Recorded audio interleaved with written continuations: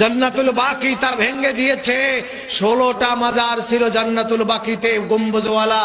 মা ফাতেমাতুজ জাহরা, হযরতে হাসান, হযরতে আব্বাস, আজওয়াজে মুতাহহারাত, ইমাম বাকের, কারি নাফের, ইমাম জাফর সাদেক, সাহাবী উসমান ইবনে মাজুন, ইব্রাহিম ইবনে রাসূল, সুফিয়া আতিকা আম্মাতুর রাসূল, জঙ্গে হাররা, ওসমান জিন নূরাইন, ফাতেমা বিনতে আসাদ, হালিমাতুস সাদিয়া, এই 16টি মাজার গম্বুজ ছিল, সবগুলা বুলডোজার দিয়ে ভেঙে দিয়েছে। এবং গত 2 বছর হলো হুজুরের আব্বাজান আম্মাজানের মাজার শরীফ বুলডোজার দিয়ে ভেঙে দিয়েছে।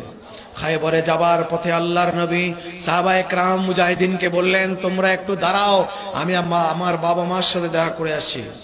তারা দাঁড়াইলেন নিচে, হুজুর পাহাড়ের উপরে গেলেন, বাবা মার কবরের পাশে দাঁড়িয়ে বললেন, খোদা, কিয়ামতের দিন একটা উম্মতকে রেখে আমি বেহেশতে যাব না, জাহান্নাম থেকে সবাইকে এক এক করে নিয়ে যাব, কিন্তু আমার বাবা মাকে ছেড়ে আমি কি করে জান্নাতে যাব?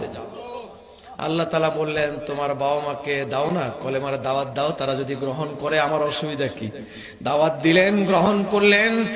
রওজা শরীফ, কবর থেকে আওয়াজ আসলো, বাবা, আজ থেকে তুমি আমাদের ছেলে, বাবা মা আত্মীয় নয়, তোমার পরিচয় তুমি আমাদের নবী ও রাসূল। সেই মা বাপ তাহজির আল মাকামাতুস সুন্দিসিয়া,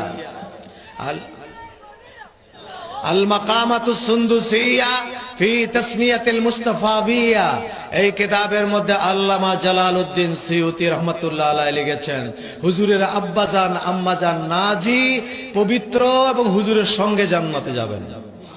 এরা বলে, এই বাতিলরা তাদের কিতাবের মধ্যে লিখেছে হুজুরের মা বাপ তারা হচ্ছে পত্তলিক, তারা মুশরিক, তাদের কবর জিয়ারত করা হারাম, ঈমান থাকবে না, এই জন্য তাদের কবরকে বুলডোজার দিয়ে ভেঙে দিয়েছে। বেয়াদব, নাদান, নালায়েক, আহাম্মক। আল্লাহর নবী এক এক করে জাহান্নাম থেকে তুলে তুলে সব জান্নাতে নিয়ে যাবেন। লা ইলাহা ইল্লাল্লাহ মুহাম্মাদুর রাসূলুল্লাহ একবার যদি কেউ অন্তর দিয়ে বিশ্বাস করে পড়ে থাকে, রাসূলুল্লাহ তাকে রেখেও বেহেশতে যাবে, তাকেও বের করে নিয়ে যাবে।